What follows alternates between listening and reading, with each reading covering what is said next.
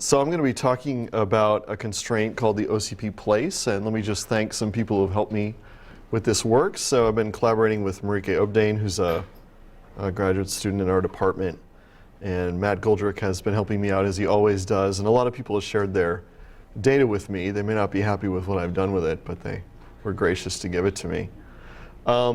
We know that in all areas of grammar, phonology included, languages vary from one another in ways that we can't always predict. So one that you may have heard of and that's gotten a fair bit of press is this distinction between English and Japanese. English allowing sequences like kta, but Japanese not. Japanese has structures that we don't have in English. Japanese has long consonants like in katto that we don't have in English. So this is just a dimension of variation. And there are all four of the possible types of languages in this little picture. And nothing that I'm going to say today is going to solve this problem of variation. This isn't a problem of variation that one can really solve. So to account for native speakers' knowledge, the fact that English speakers know, for example, that they can have sequences like this, but not of that other type, we need to have some learning theory, some strong learning theory that will allow the infants and other language learners to pick up on the unique properties of their language. The flip side of variation are linguistic universals or laws. So we know that there are limits to the range of variation in language. Certain laws are obeyed by all languages that we know or all languages that have been attested. And many of these observations go back to the work of Roman Jakobsen and Joseph Greenberg and others. So for example, if we just look at what consonants are possible between vowels, there are some cases in which we have a lack of variation alongside the cases of variation that we saw before. So for example, every language that allows you to have a sequence of two consonants between a vowel will also allow you to have one of them. So this cell in this table is not the language none. There's no language that goes in that cell, okay? So universal laws indicate biases. They could be hard or strong, as you're familiar with from the machine learning literature, that restrict language learning or maybe language use. And I'm going to be talking about what I think is a linguistic universal or a law, but something which has claimed not to be. So the strategy for finding universals is to not give up when the going gets tough. So given any case of reported variation, someone who's searching out language universals has got some questions to ask. So does the evidence really support the claim that there is variation? Can we explain the variation as the result of the interaction between one principle or dimension that we're looking at and other independent principles or constraints or dimensions? And if we do find a case of variation, if we haven't found another universal, strictly speaking, we still want to know what the limits to variation are.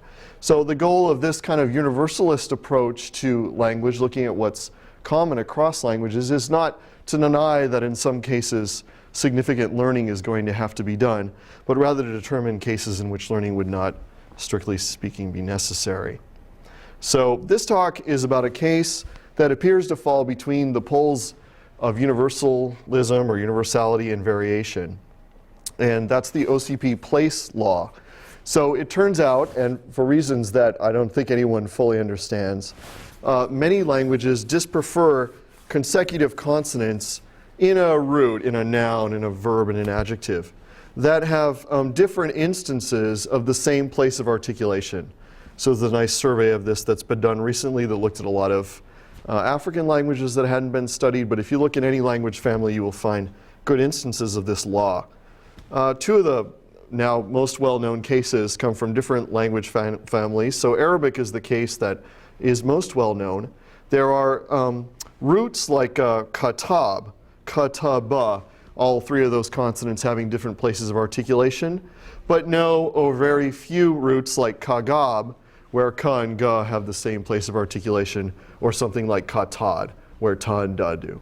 I bolded the consonants because I'm not going to have anything to say about vowels today, so if you ever see a vowel in one of these forms, you can just ignore it. I'm only going to be talking about the consonants. Maybe the vowels are important too, but I don't know about that. A more recently studied case, but kind of a celebrated one now, is Muna, which is an Austronesian language. And Muna has roots like kabo and kado. These are actual nouns or verbs of the language. But not a lot of roots like kago, where ka and ga have the same place. So we think that there is an OCP-Place law, but there's still a question of whether there's significant variation in the precise details or precise form of that law across languages. And the first generative phonologist to really address this issue was John McCarthy. And he proposed that in fact you need several variants, several versions of the OCP-Place law for different languages and for different parts of a single language. And I'll be arguing against that view to a certain extent. So the proposal is going to be as follows. Yes, Jason? Do you want to say anything, or will you say something later about the axes of variation? I will, absolutely, yeah. Okay. Yep. So basically the idea is that you're able to add codicils to an OCP-Place constraint in a particular language that exempts certain consonants from being subject to it. Okay. Because they're not similar enough on some other dimension, some non-place feature. Okay, so this has to do with which things count as similar. Is there also variation in whether this happens across morphemes or only within morphemes? There is variation in whether it happens across morphemes. As far as I know, every case that's been studied has shown that it holds in some form within morphemes. Thanks. Okay, yeah. Yes? Yeah, can you go back to the last slide? I sure can. In the first bullet point, would you consider aspirated and non-aspirated versions of a consonant to be different tokens of the same token? There are, in addition, so that raises a couple of issues. In addition to OCP restrictions on place, there are often restrictions on aspiration. A restriction that if two consonants, for example, are otherwise identical, they can't differ in aspiration.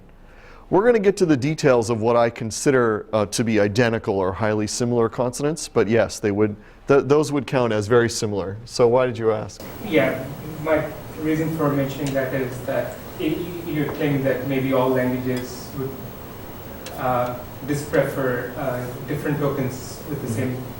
If you consider aspirated and non-aspirated as different tokens, then I can guarantee you there are lots of Indian languages which allow the aspirated and the non-aspirated versions to occur next to each other. Mm-hmm. So this law. Sorry, just one more. Yeah, sure. Just to make sure everyone understands the phenomenon and that I do as well. Yeah. In your first example, kebab is fine, right? Yeah. So there's a point of variation. Identical or substantially different, but they can't be similar. Yeah, so there's another point of variation, which is whether identical consonants are subject to this restriction, and if so, when they are. And so we won't talk about perfectly identical consonants, and I chose my examples to evade that point that Jason is making, but that definitely is a point of variation, and there are debates about whether those two consonants are really different tokens of the same consonant, or two tokens of the same consonant somehow spread out over time. Okay? Yeah. So just to get back to your point, the OCP-Place law doesn't have to say that similar consonants that share place are impossible. It can say that they're just preferred relative to those that don't share place, all other things being equal. And that's the form I'm going to be arguing for. So maybe it was stated a little bit too strongly. Good questions. Okay. All right, so I'm going to argue that the OCP-Place law can be given a universal definition, but we have to get some other pieces of the puzzle into place first. So we need to know how to define consonant similarity, and I'm going to argue for a particular definition not due to me, due to Stefan Frisch. It doesn't involve counting the number of features that the consonants share, which is probably the most intuitive definition. We're going to have to know how to analyze data of the type that I'm talking about statistically. So we need to, for example, look at the number of times two consonants co-occur and figure out whether there's a constraint on their co-occurrence or not. If they're supposed to be subject to the OCP-Place law, are they in fact subject to it? Do we get fewer of them than you would expect otherwise? So I'll have a particular take on that. And I would like your feedback on this business of O over E or observed over expected, which I'll come to later, particularly today. I'm sure you all can help me out with that. I'm going to give a bit of short shrift to my analysis just because it's so simple. Once we go through these other parts, you'll see how this analysis works, and it seems to work beautifully so far. So I'm going to talk a little bit about OCP-Place and the types of variants that have been proposed by McCarthy and others. And then we'll go through these other parts that I mentioned. Greenberg, in addition to the medieval Arabic grammarians, brought the OCP-Place effect to our attention. And so he looked at a large list of really classical Arabic nouns and verbs, roots, that he had compiled.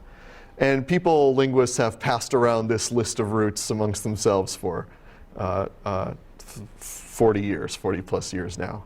So his idea and what he found was in the first two positions of a root, so for example, the ka and the ta in that example that I showed you before in katab, not only identical, but homorganic consonants are excluded, consonants that share the same place of articulation. So no Semitic language has a verb that begins in ba followed by the consonant ma, both of those being labials.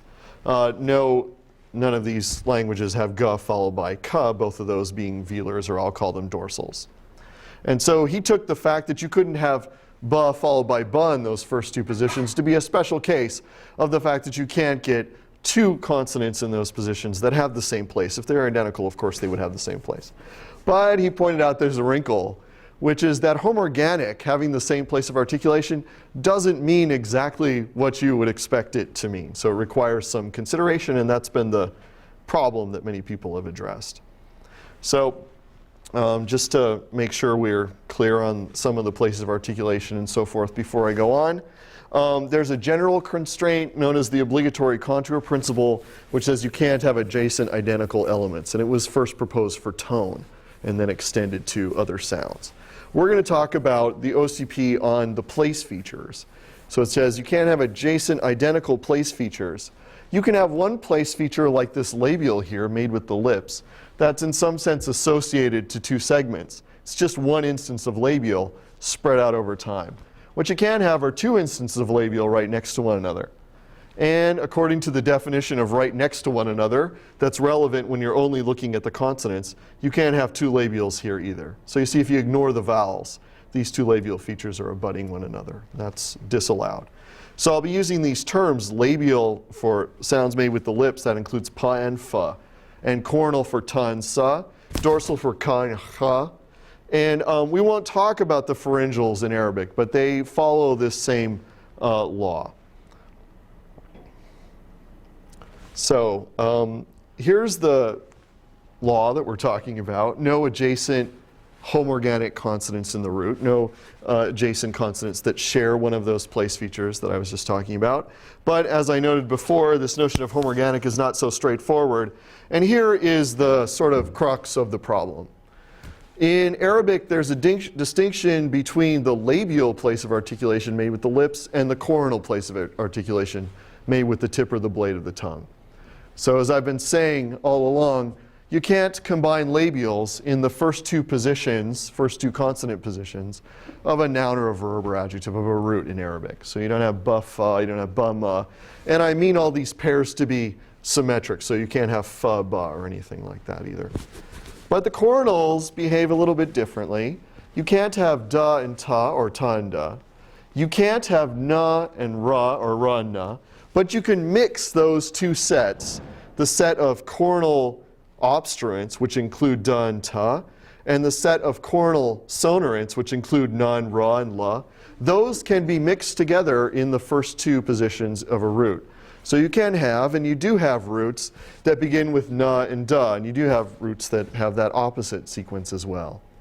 So you can't say, it doesn't appear that you can say as a blanket statement, you can't have two consonants of the same place of articulation in consecutive positions in a root, because these two have the same place of articulation, they're both coronal, and yet you can find roots that have those.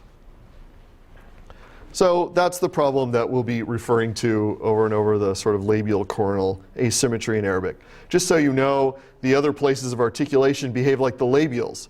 So it's really coronals that are special for some reason that we're going to try to understand.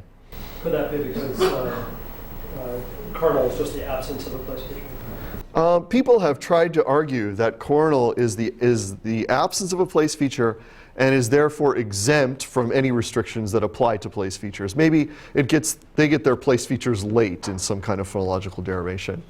And that turns out to be very difficult to make work because there are often OCP-Place constraints on coronals that are highly similar, more similar than na and da are. And so if you make all of the coronals placeless, then it's hard to see that similarity. What about just those two cases there, PPT? Yeah. So that would be a case that would be difficult to work with. So you could have ba followed by ta, okay, but not da followed by ta. So if da and ta are placeless, there's nothing obvious anyway that's making them more similar in that case than in the case of ba ta. But this is an idea that many people have had. Yeah. Yeah. No, that's okay. You could still probably finagle it. I mean, phonologists are pretty tricky. The other thing is that, so you got to keep your eye on them. The other thing is that we want to use the placeless category for sounds other than coronal in many cases. So it may be that the glottal stop, like in beginning in the middle of is truly placeless phonologically. And so if we use the placeless category in that case, we can't use it also for coronal. So in a nutshell, here's the problem. Pairs such as fa followed by ma and sa followed by na are both strictly speaking homorganic. In both cases, the two members of the pair have the same place of articulation. But it's different places of articulation, labial in one case and coronal in the other case. In fact, if you look at the details of these two, the feature differences within these pairs are the same. Maybe if you call S strident, you can get one more feature that distinguishes it from N than the features that distinguish F and M. But that one feature isn't going to buy you a lot. But Arabic bans fa, ma, no occurrences of that, but it allows sa, na. There are about 16 roots that have sa, na, or na, sa at the beginning. So that's the problem. In response to problems such as this one in Arabic, McCarthy and many other people following him have proposed to replace the OCP-Place constraint with several variants on the same theme. So, for example, McCarthy's analysis of Arabic would look like this. There's an OCP-Place constraint on labials and on dorsals, and it just says you can't have homorganic sequences with different tokens of the same place. But the OCP constraint on coronal has a little widget, or what's sometimes called a subsidiary feature attached to it, which says that two consonants are in violation of this version of the constraint only if they share the specification for sonorant. So da and ta, which are both minus for that subsidiary feature, would violate the constraint if they occurred consecutively in a root. And na and ra, which are both plus for that feature, would also violate. But you can mix sa and na and da and na and so forth. They're exempted by fiat by writing in essentially the exception to the OCP-Place constraint. And so this agrees with the data, and one might imagine that some simple setting it would be very learnable that there is this special subsidiary feature for OCP-Place coronal, but not for these two in your language. But it doesn't really explain why coronal place is special. So why should it be that the coronals are allowed to combine more freely than the consonants of other places of articulation? So that's what we're going to try to understand. Many people have not really tried to understand that, but instead studied many languages and proposed variants of the OCP-Place that are like the one for coronal that McCarthy proposed for Arabic. So they include these subsidiary features, these other features on which two consonants must be identical in order for them to violate the OCP-Place. So we won't talk about all these cases today, but we will come back to Muna. So these variants are consistent with the facts in those individual languages. There's no denying it. But they don't follow from any more general principle. They look just like ad hoc exceptions. Okay. So recently, Andries Coetzee and Joe Pater have really taken this idea to a limit, to not the limit, but to a limit.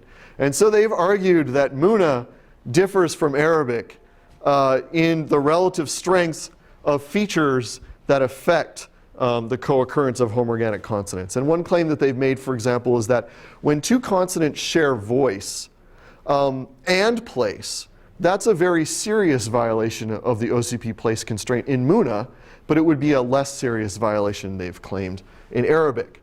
And so their proposal is to go pretty far with McCarthy's idea and to have many, many different versions of the OCP-Place constraint. This says this is OCP labial, don't have two labials, but they also have special versions that say don't have two labials that also agree in sonorant, don't have two labials that are both fricatives or both stops, that's what this stricture thing is, don't have two labials that are both voiced, and so forth. So sorry, the three rows here, even though you've labeled them PT and K, Yeah. correspond to the three, or Yep.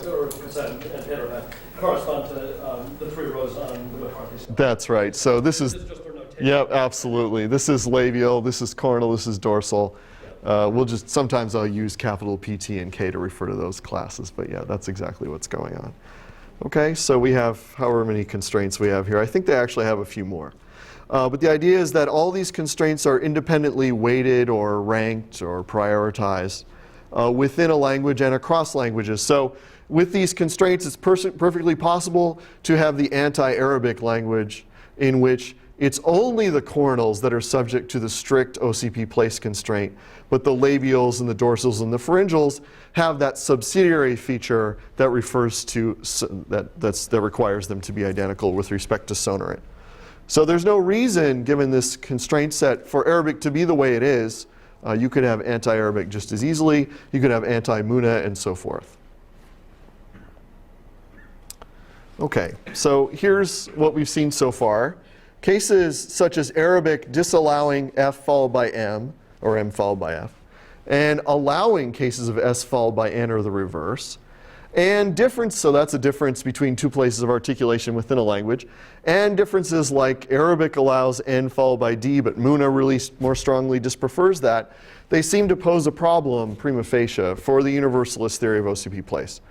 All the pairs of consonants that I've talked about so far are strictly speaking homoorganic. They share place of articulation. And therefore, they should all be bad according to OCP-Place. Furthermore, if you were to measure similarity in terms of features that are shared, well, pairs like this are about equally similar. Maybe they are equally similar. Certainly, Arabic na and da share as many features as Muna, na and da, according to the standard feature sets. So the only solution seems to be to build additional similarity requirements, subsidiary features, into OCP-Place variants on a language particular basis, on a place particular basis within a language. So that's where we are so far.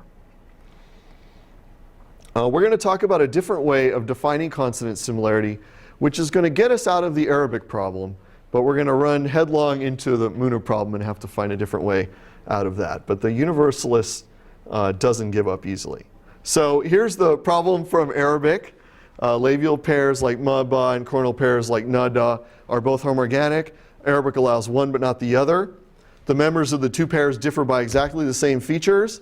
And you might be thinking, well, maybe ma is just an infrequent sound in Arabic. So the fact that you don't find it paired up with ba or with any other sound could just be an accident. Maybe there aren't many words or roots that contain ma in the first place. That doesn't turn out to be true. These consonants all have pretty similar and high frequencies. When you count them in the following way, just count the number of times. Count the number of words, for example, that begin with ma. Count the number of words that begin with na. Those counts turn out to be very similar to one another. And it's the same for the other places in the word as well. Okay, so if OCP-Place is sensitive to similarity, we measure similarity by features, then we're going to have to allow these two variants of the OCP-Place. But we're not going to measure similarity by features, and this is where Stefan Frisch comes in. So we're going to talk about natural classes.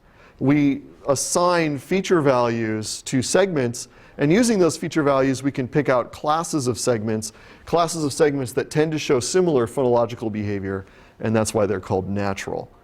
So given a set of segments, we'll just call it S. each of which has some values for the features in the set F. The values could be just plus or minus. Sometimes people use 0 values as well. Some subset of our set of segments, just call it C or whatever, is going to be a natural class if you can find some subset of the features such that all the members of our set of segments have exactly the same values on that set of features. And the set of features can be empty. So all the consonants, let's say, all the segments in a language would be a natural class. But things get more interesting when we choose non-empty subsets of the features. The key idea that Stefan Frisch had when he was developing his dissertation at Northwestern was that we should measure similarity in terms of shared natural classes and not shared features. And I always thought this was such a crazy idea. But turns out to work pretty beautifully. So here's how it works. Suppose we use these 4 features. What is it, Jason? No, I just saw why this didn't work then. Okay, go ahead. Okay, yeah. So here are these 4 features that we can classify the labials. And so let's just say we have ba, fa, and ma. We'll leave out the glide because it behaves, the glide wa, because it does behave especially in Arabic, modern Arabic. So these are the values. And Frisch and his colleagues have represented all the natural classes that you can get out of those segments in this type of lattice structure. So here's the natural class that includes nothing. We can ignore that. Here's the natural class that it just includes ba, because it says, well, you have to be minus continuant, you're a stop. You have to be plus voice. You have to be minus sonorant. You have to be labial. And the only sound that fits that entire bill that has all those feature specifications in Arabic is ba. Similarly for fa and ma, if you drop some of the features, then you get sets containing multiple sounds. Okay, so this is how Stefan Frisch has proposed to define similarity of consonants. For any 2 segments, their similarity is this ratio. It's the size of the set of classes that contain both of those segments over the size of the set of classes that contain one or the other, or possibly both. So for example, the similarity of ma and ba is the same as the similarity of ba and fa according to this lattice that I gave you. There are 5 classes that include either ba or ma. 2 of them include both of those sounds, if I did it right. Same thing for F. Okay, so don't trust my arithmetic, but that's how it's supposed to work. It's also possible, and may make a connection to other things that you've heard about, it's possible to think of these similarity values as determined by the number of attributes that are shared by the 2 segments. But now we have to think of attributes not as the features, but as membership in a natural class. So this, using some language that may be more familiar, we can identify the set of natural classes defined by feature matrices. And since we're interested in OCP-Place, let's make sure that every feature matrix that we use to define a natural class includes at least one place feature in it. Okay, that's the place sensitivity here. So we take our segment inventory, our buzz, our fuzz, and so forth. We find all the classes that are defined in terms of at least one place feature, along with other features potentially. You can think of us as mapping each segment into a very high dimensional binary space defined by the characteristic functions of these natural classes. So if we take some segment alpha, we could map it into this space representing it as a vector of 0s and 1s. So you get a 0 here if alpha is not a member of this particular natural class, otherwise you get a 1. You get a 0 here if alpha is not a member of this natural class, and 1 otherwise. And you can just do that given some arbitrary but fixed ordering of the natural classes. So now we've recoded each segment not into its feature values, but into its vector of natural class membership. And then we can define the similarity as essentially a dot product with a particular type of norm in that space. This plus is special because it can't go higher than 1. So 1 plus 1 equals 1, doesn't equal 2. But other than that, there's no problem in defining this as a kind of, a kind of similarity metric in this high dimensional space. I won't use that, but anyway, you could do it. So here's the first application, and it's to Arabic. And the thing that Jason may have been thinking of, but which I'll reveal to you at this point, is that there are many, many more coronals in Arabic than there are consonants of any other single place of articulation. There are more coronals than there are of all other places of articulation combined. So there are these 15 coronals. All right.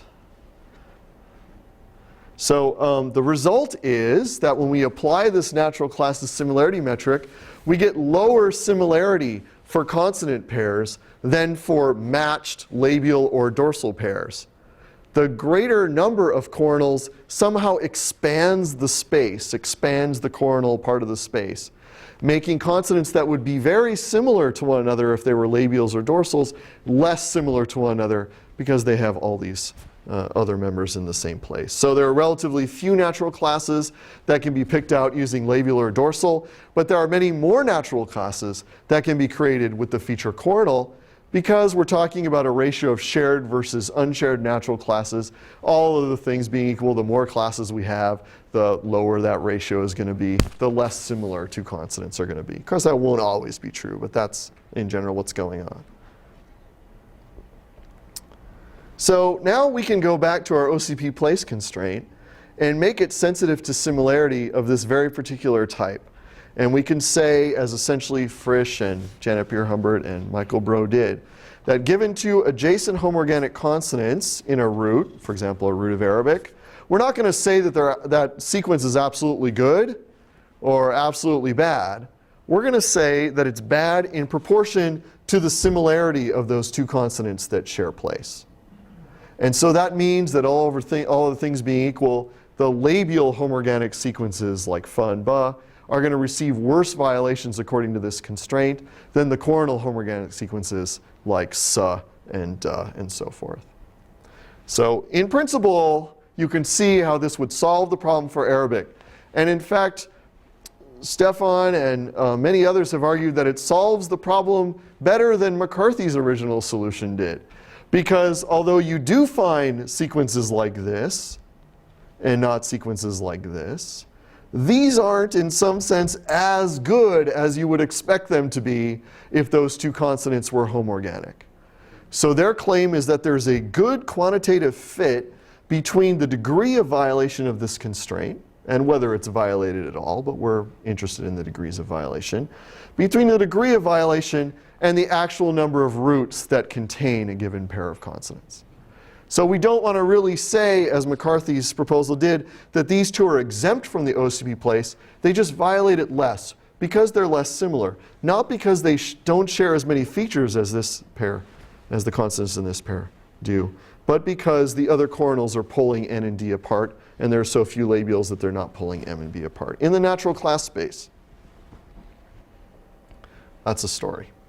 Okay, but now here comes the problem. So that seemed to solve all the problems in Arabic. It was by far the best analysis of Arabic OCP-Place that had been given, a great improvement on what had come before.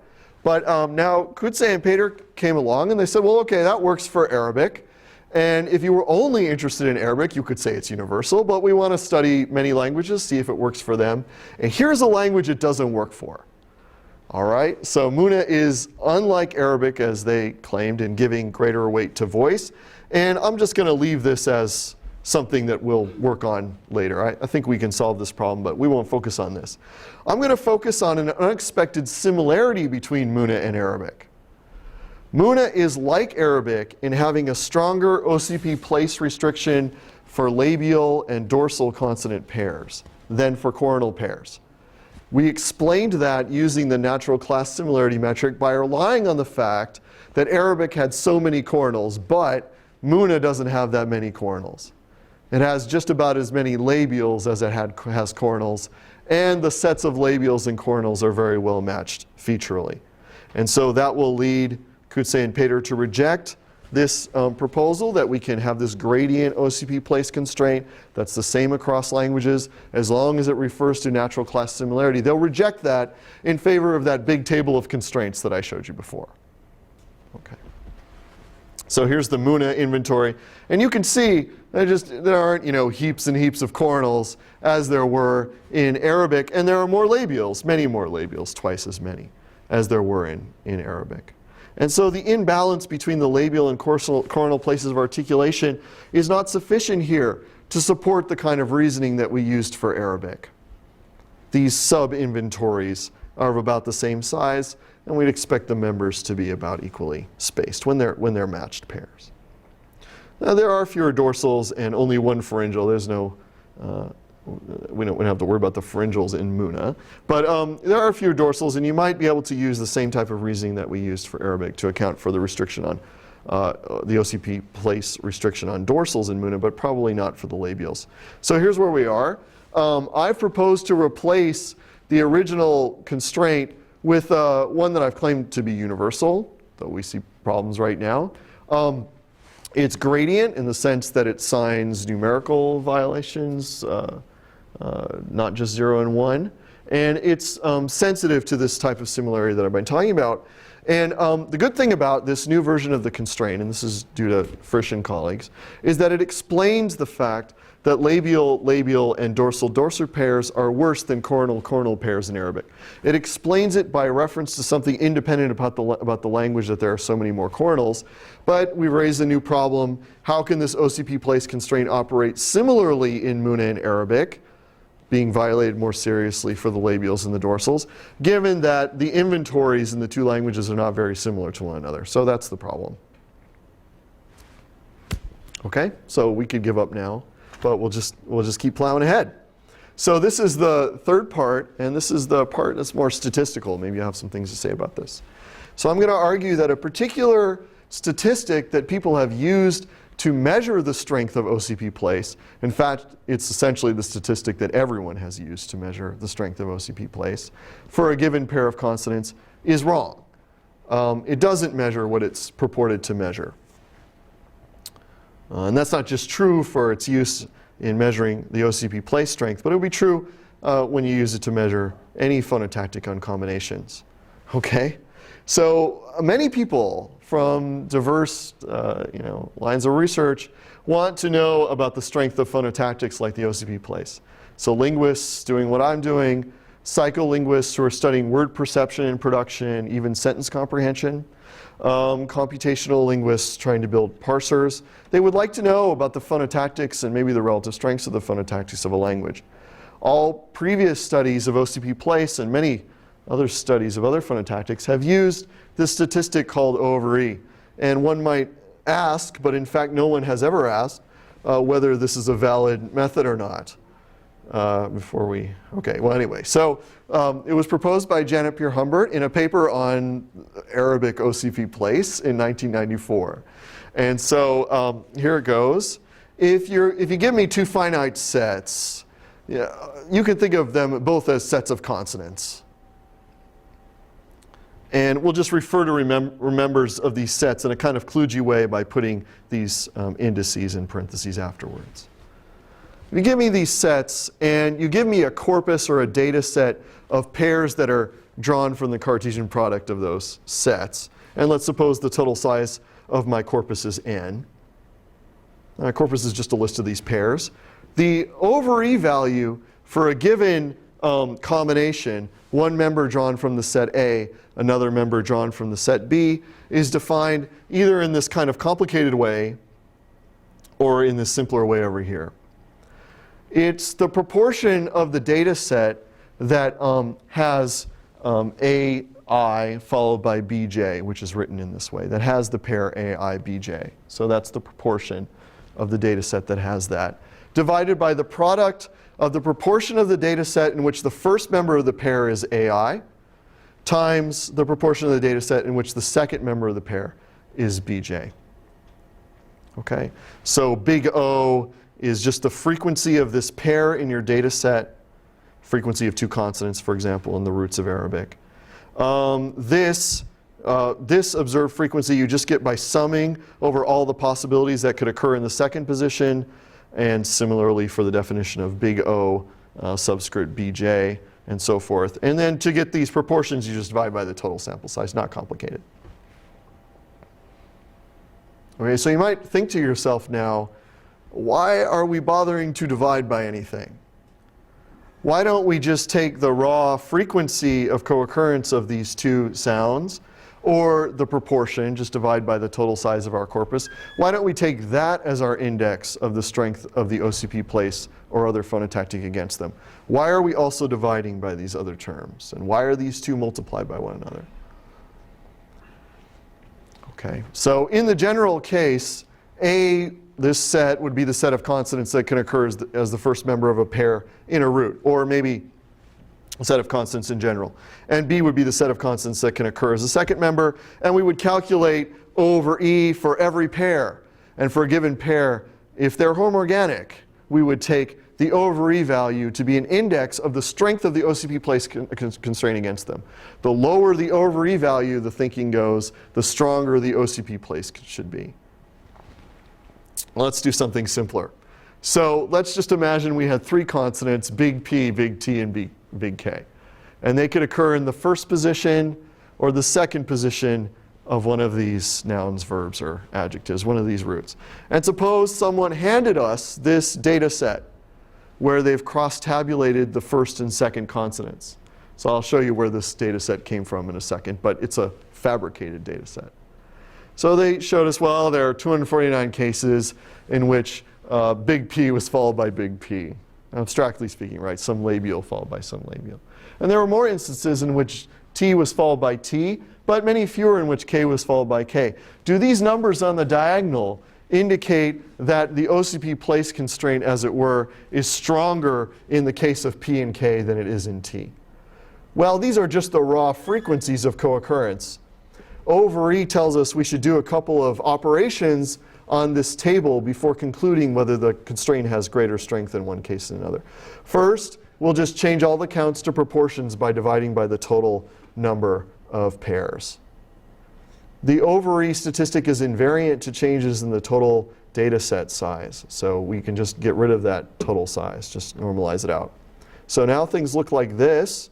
And we have some numbers along the diagonal, this one being the biggest, these two being smaller, this one higher than that. So again, you might conclude at this point and say the OCP or whatever phonotactic it is stronger here and here than it is in this case, but that we're not quite done applying the over E yet. We have to divide each cell, for example, this one, by the product of its column total and the row total, or the row sum. And we do that for each of these cells, divide each one by the corresponding product of the corresponding row and column sums. And we get this. Okay? So as we've seen looking at this data, we get bigger numbers in the T cell than in the other diagonal cells. And the way that the way that the observed over expected statistic has been used in studies of OCP-Place is to stop here and conclude that the constraint is stronger in these two cases than in this case because the numbers, the over E values, are lower. Okay, so that's exactly the method that has been followed in Pierre-Humbert's paper, in the Frisch et al. Paper, in the Coetzee and Pater paper, and so forth. So a user of over E would conclude that the OCP or whatever phonotactic we're looking at is stronger for the KK case than for PP, and stronger for PP than for TT. And so the question is this correct? Is this a statistic that actually measures the strength of the phonotactic constraint against those combinations? And I'm going to say no. So we've got to think about why the over E has the particular form that it does. So it's a ratio of a term that's proportional to the frequency of the combination. That's in the numerator. Over the product of terms that are proportional to the frequencies of the two elements that we're combining. Okay, so this is just a repeat of the definition, and it's easier to think of the terms of the proportions here. So it's the proportion of cases with the combination divided by the product of the following, the proportion of the cases that begin with the first member of this combination, and the proportion of cases that have the second member of this combination as their second member. The only way one could rationalize this statistic, I think, is as follows. We assume that in the population, whatever's generating our Arabic or Muna data, whatever probabilistic process that is in that population, the probability of a particular combination is a factor of really 3 terms plus a normalization constant. There's a term that says how good or bad it is to have this I in the first position, AI in the first position. A term that says how good or bad it is to have B, J in the second position, times a term that's related to how good or bad their combination is. We've been talking about how bad combinations are according to the OCP-Place. And we would ideally like to measure this term some way. If we knew what these 2 terms were, we could divide some estimate of this probability by these 2 terms, and we would get this factor up to some normalization constant that would be the same for all of our pairs. And so if we were looking at correlations or something, that normalization constant wouldn't screw us up, wouldn't have any influence. And we would be able to see these values in a really straightforward way. Okay, so if we assumed that the proportion of cases that show this combination is tending to this true probability as we get more data, which is certainly true, and we assumed that this value, the proportion of cases that have A sub I in the first position, was tending to this value, and this was tending to that value, then of course we could take these values and divide this one by their product and get something that's clearly related to what we're trying to measure, which is the strength of the constraint on their combination, factoring out how good or bad each of the 2 members of the combination are independently. But unfortunately, that's not what the ovary statistic does, and it's pretty easy to show. I constructed that table of numbers that we were looking at earlier in the following way. I said that, well, it's perfectly fine, it's perfectly good to have T in the first position. It's a little bit worse to have P and a little bit worse to have K. So these are the terms in the first part of this expression for the 3 abstract consonants that can occur in the first position. So this is best, worse, and then worst. And just for fun, I use the same weights up here for the second position. So T is good in all positions, P is a little bit worse than T, and K is a little bit worse than P in the second position, just like in the first, okay? So these are the effects for the rows and the columns, or for the margins.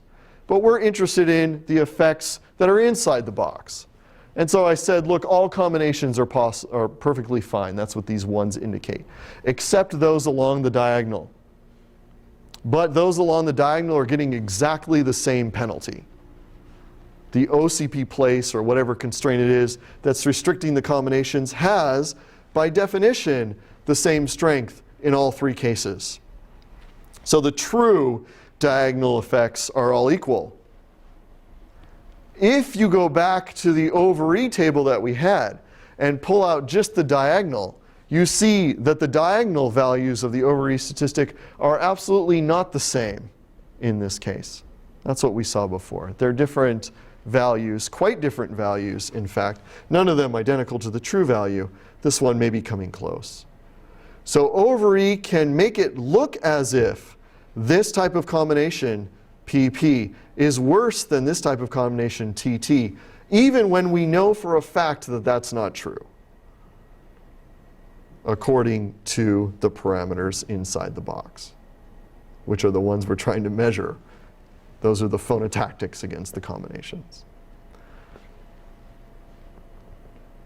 So you might ask yourself, so what technically this means that over-E is not consistent. Even if you were to give it an infinite set of roots, it would not recover the right over-E values in simple cases like this. It wouldn't recover the values along this diagonal. They wouldn't even be, the ratios of these values wouldn't even be the same. The ratios of all these values are 1. The ratios of these values are absolutely not 1. So they're not even identical up to some constant. So you might ask, why is this happening? And I'll just sketch it out briefly. So it's true that as your data set gets larger, the proportion of cases that show this combination is converging in probability to the true probability of that combination. That part's true. And I think the only way to rationalize over-E is to think that it was crafted thinking of a definition like this. Okay? So that's true not just for this combination of AI and BJ, but for all of the combinations of the segments that can occur in the first position and the segments that can occur in the second position. And so you can use those, you can use the fact that all of these proportions are tending to their true probability values as the sample size goes to infinity to identify what would the over E values be in a table like the one we were looking at as the sample size goes to infinity. And it would look like this, just doing the math, which I won't go through, which can be simplified to a certain extent. This is the line I want you to focus on, okay?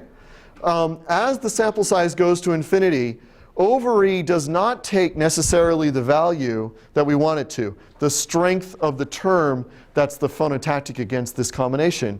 It takes the value which is that term multiplied by this hairy monster, which does not generally simplify to 1. So instead of measuring what we would like to measure, which is this, in general measuring this multiplied by some other number that we don't know. So we can't even, I don't think, outfit over E with some kind of corrective glasses that would take this number and divide it off, leaving us just these co-occurrence weights or co-occurrence terms. I don't think we can do that. It turns out that there's one situation in which over E is perfectly right. And it's the most boring situation possible. It's the situation in which all of those terms inside the box are exactly equal to 1. When there are no phonotactics on the combination of consonants, then over E will, yes indeed, always return the value 1 if the sample is big enough. It will tell you there's no association, there's no OCP-Place, there's no effect. So you can show that pretty easily that this term is identically equal to 1 if all of the lambda values in the entire table are equal to 1.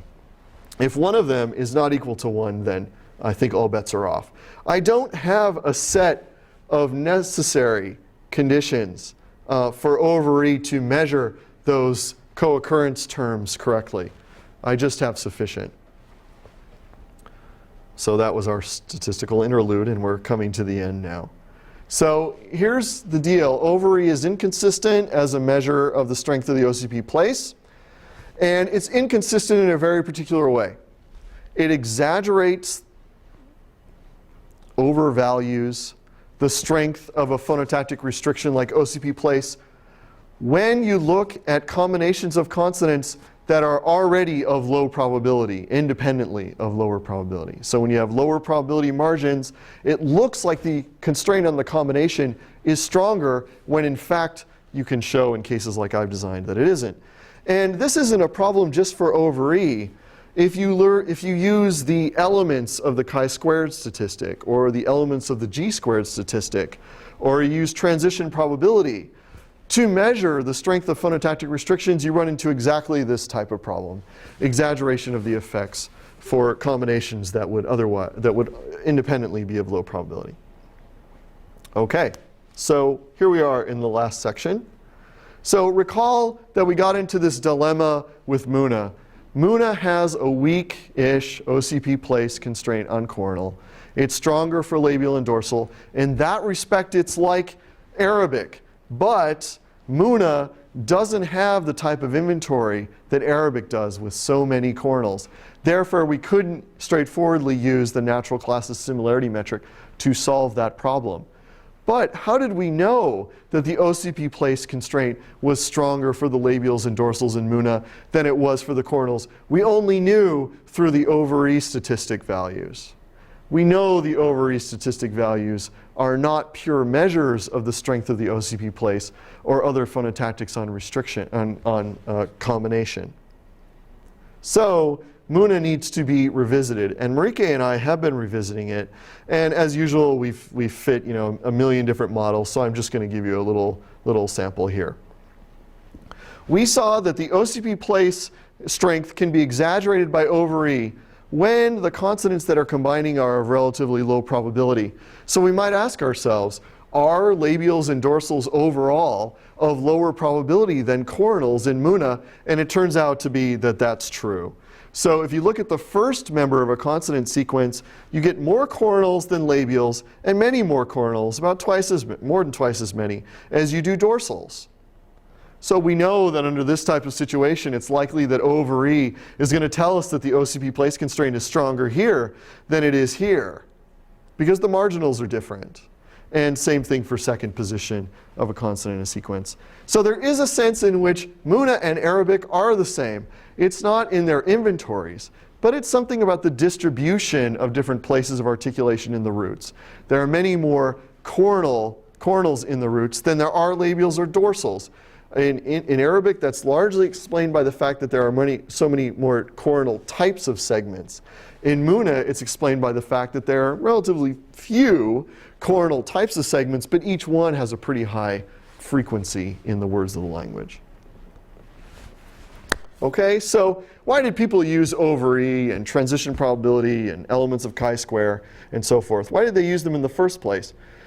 They used them presumably because there was a perceived difficulty in combining constraints on single segments, like, for example, don't have g in the first position of a root, or don't have ma in the second position of a root. A perceived difficulty in combining together those types of constraints with constraints on combinations, like don't have ka and ga in adjacent positions, or somehow estimating the weights of those constraints or whatever. Well, luckily, we have the log linear or max entropy math to solve this problem. So this type of formalism will allow multiple overlapping and cross-cutting constraints, and we can estimate their weights, and everything's convex and nice, since we're not dealing with any hidden structure here. So Marike and I have a very simple log linear model for Muna. Works the same way for Arabic. I want to show you that. So there's one constraint on consonant sequences, and as our old friend OCP-Place. It says given two consonants that are homorganic and that are not separated by any other consonant, maybe separated by vowels, assign a violation that's proportional to their similarity. Similarity is measured in that high-dimensional natural class space, just as Frisch proposed. And we have a simple model for the individual consonants. So there's one constraint for every consonant that could occur in the first position, so there's a particular weight for that. And there's one constraint for every consonant that could occur in the second position. It turns out that even if you don't allow those weights to be estimated along with this one, maybe you estimate them separately in a way that's oddly similar to what's happening when you calculate over E values. Even when you estimate these independently, or just take them from the calculations of over E values that people have used in the literature, if you combine their weights with the weight that you learn for the OCP-Place constraint, you get a very nice description of the data that captures a lot of the subtleties. So here's how you do it. You define the harmony as the negative of the weighted constraint violation. So we have some weight for the OCP-Place constraint. That's language specific. But the similarity values are not. They're calculated in the, well, they're not calculated in a way that's language specific. They're calculated based on the inventory of the language and the natural classes that that inventory gives rise to. You add to the weight of this, the weight or the penalty for having alpha in the first position and beta in the second position. If you just add all these values up, all these harmony values up, once you exponentiate them, you just add them up over all the consonants that can occur in the first and second position, you get some normalizing constant. You can divide each of the exponentiated harmonies by that constant z to give you a probability of that co-occurrence. It's a nice finite set. There are no difficulties in dealing with this set. We just use maximum likelihood weight estimation, but we easily could use some other method, more Bayesian method, for example. And we've looked at linear regressions between the probabilities as predicted by the model and just the frequencies of the consonant combinations. Not these funny over E values, but just the raw frequencies. We're taking care of what over E was intended but did not take care of with these penalties on the individual consonants. We're starting to use a more sound model of regression, the Poisson regression. Since the counts of a consonant sequence can't go below 0, it's not really appropriate to use linear regression. So we took the almost 8,000 tokens of 625 consonant pair types from a Muna corpus. And we're getting very good R-square values when we compare the probabilities that we're predicting from the model with the frequency counts. And you have to remember that we have an extremely simple and in some respects just stupid model of the phonotactics. We're saying there's no restriction on the combination of consonants except the OCP-Place. And that's known to be false in the language. But we just wanted to see how well this very simple model would do. And it seems to be doing very well. So I'll just show you the picture before we wrap up. So we're missing some cases like RR is much worse than we're predicting it to be. And for some reason, sa followed by la is much better than we're predicting it to be. But for the most part, we're able to account for the Muna pattern. The Arabic pattern doesn't look as clean when you plot it this way, but it doesn't look like that clean for any model of phonotactics. So there's something further to be learned about the Arabics. We've probably squeezed all we can out of the OCP-Place. So let me just conclude. Apparent variation in the form of a constraint like the OCP-Place, it doesn't have to be true variation. There may be other factors that are interacting, like the size of the inventory, the number of coronals, for example, or the probability of the consonants independent of their co-occurrence. There may be a misdescription in certain sense of the variation. So the statistical method that's being used, even though it may have been used for 15 years or so, may be incorrect.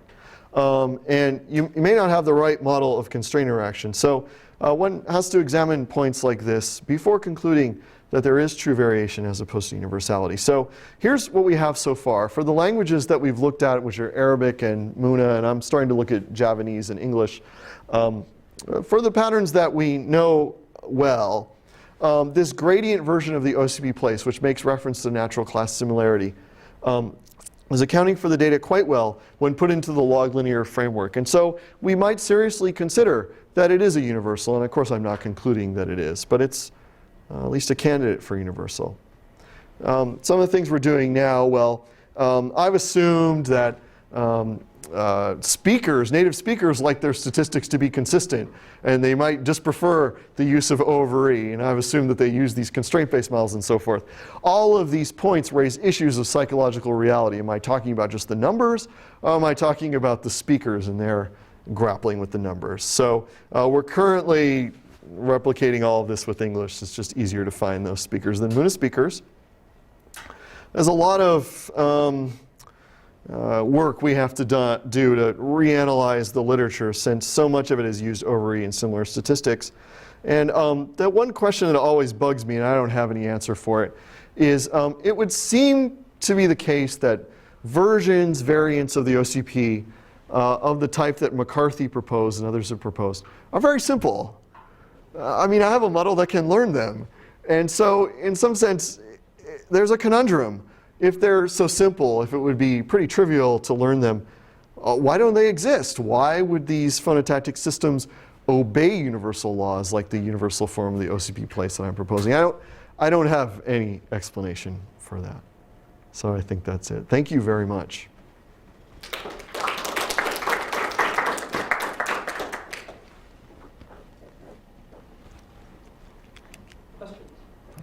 Yes. I most likely misunderstood, but I have a question regarding the table you showed for the O/E. Yes.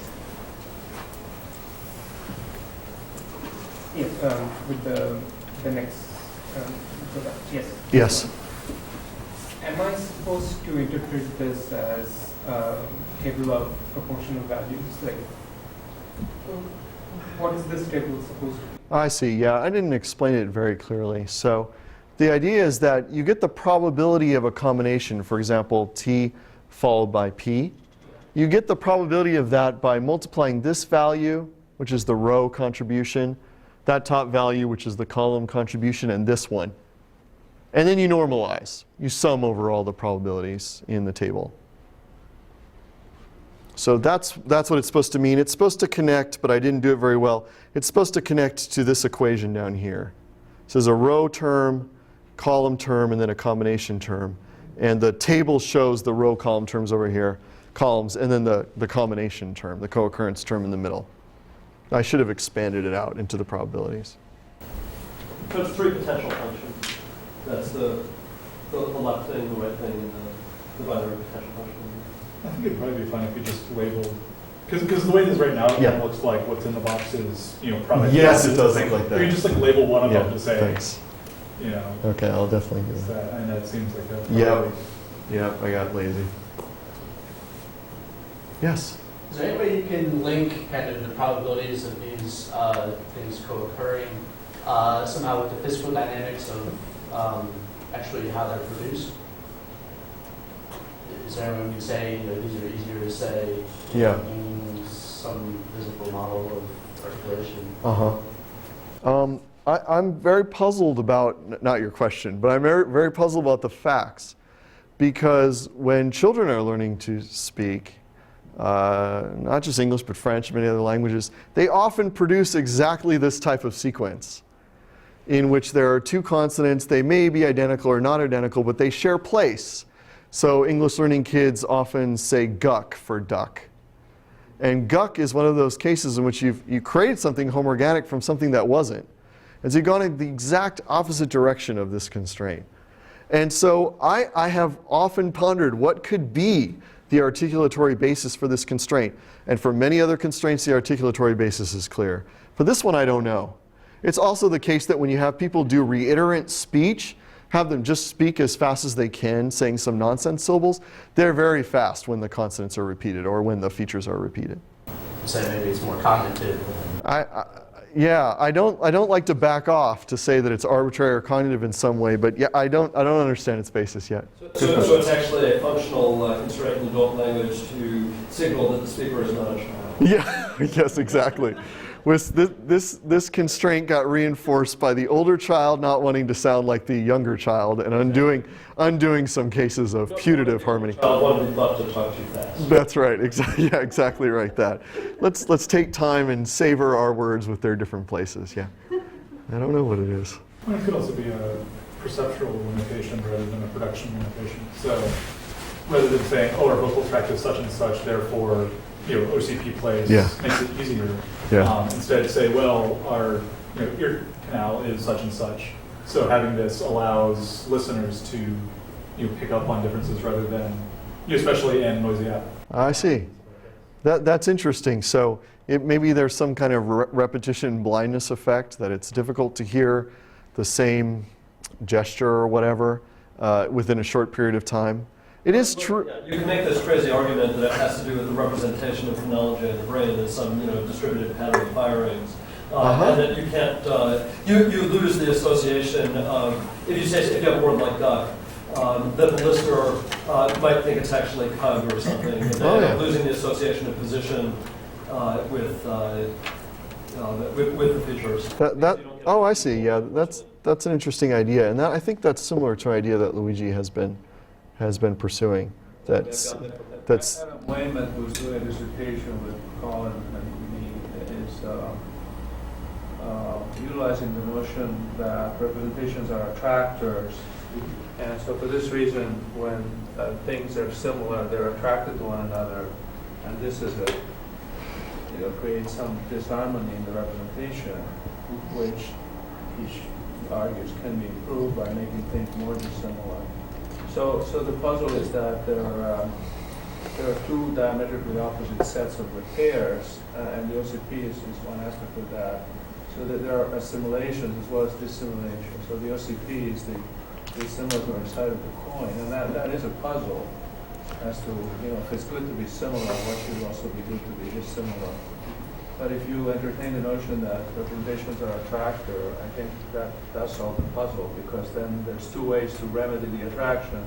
One is to be farther away, so to diminish it. The other one is to comply with it and become more similar or identical. So are you, when you talk about representations as attractors, I don't know if you mean synchronously, synchronically or diachronically?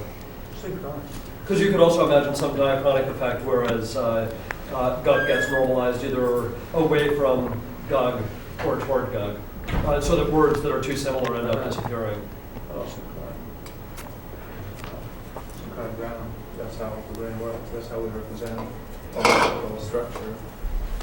And you just go for the maximization of harmony, as you know, T. And sometimes that works by making things more dissimilar, sometimes more similar. So in languages that do allow violations of OCP-Place, do you see those forms changing over time?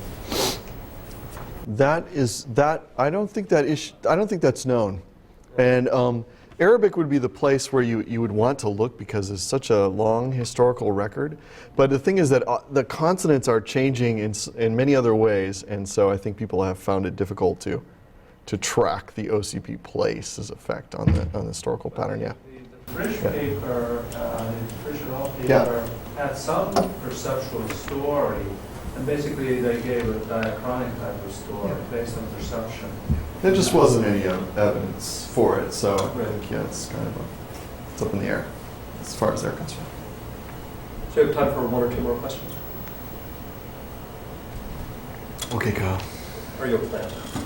So I was wondering if you could say why, or if you have any ideas on why this natural class similarity metric is the metric that's used. I mean, it's not the most intuitive, as you said yourself, and there's something very non-local about the computation that you have to do with calculating. Yeah.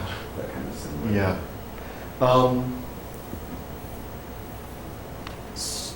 Stefan does have some talk in his dissertation about if you represent, he had a kind of connectionist representation of the featural components of the segments, and there was some kind of feedback or something that happened amongst the different representations of the segments that he claimed gave you the same similarities that you get from the natural class similarity metric. But honestly, I never fully understood how that was supposed to. Story to tell about it, actually. Okay, well, I'd like to hear that then. Yeah. I mean, I can say it now, or I can say it Oh after. no, say it now. Yeah. Okay. If you and somebody else both went to a small college, or you both lived in the same house, or something like that, we think you're probably pretty similar. But if you both went to the University of Maryland, which is huge, then that doesn't make you particularly similar, because everybody goes to the University of Maryland, and then we need to know what crowd you ran with when you were there. Or if you want a different analogy, it's to people who have 2,000 different words for snow. The distinctions between they've got all these subcategories, so the distinctions between different kinds of snow become more salient. It's sort of how much substructure you have. I mean, I could also make an analogy to WordNet. Some parts are highly refined. Doesn't it, that definition of similarity, doesn't it covertly endorse some kind of dispersion theory in that it will tell you that, the distances or similarities are what you can observe from the inventory. So then indirectly it tells you that the inventory is a set of equidistant members. So if you want the distance, if the inventory is very rich, but the distances are so if distances are large, then the Well, see, it adapts to the size. It adapts to the size and doesn't make all the members equidistant at any size.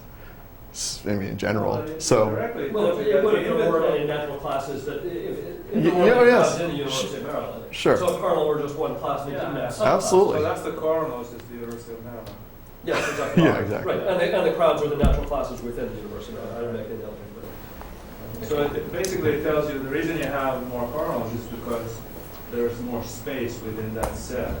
There's more space and more members. Yeah, you could go the opposite direction. They were thinking of it because there are more coronals. It's University of Maryland. Yeah. Not because it's University of Maryland, many people can go there. Yeah. But you could go the other way. Yeah, you go the other way. But then to the extent that I may be right in suggesting this, that there's a covert endorsement of dispersion theory. The case of the contrast between Arabic and what was the other language? Muna? What was it? Muna? Muna. Yeah. That puts the kink into it, right? Because then dispersion distances are not reducible to phonetics. Oh, well, I'm arguing that you get the right distances in Muna from the natural classes similarity metric. Right. I'm not arguing that you have to change those distances to make them more like Arabic. But what I'm saying is Exactly right. that the two different inventories, these are languages that have different Yeah. inventories. And there's something special about coronals in that they have more space. And the fact that the two languages differ, is not explained. I mean, you're not able to reduce distances to phonetics, because the phonetics of individual segments are presumably the same in the two languages. And so, but you argue that frequency is involved there. Yeah. And so one could perhaps reconceive dispersion theory as the inventory also, in addition to phonetic distances, you also have to consider frequency. So if something is, high frequency, then it has to occupy more space. It's conceivable. Something Yeah, like it's that. conceivable. Yeah, that's possible. So if Yes. there is a correlation between inventory size and frequency along the lines of what you suggest, then that would have to be captured. It's hard to see that as not just a necessity. So if you have a lexicon of about the same size, if there are more consonants, some of them are going to have to be less frequent. Okay. Yeah. So I think maybe we should wrap up, and you can Okay. deal with the rest of us who have questions. Okay. Thank you. Face to face. Okay. Let's Thanks. thank our speaker again.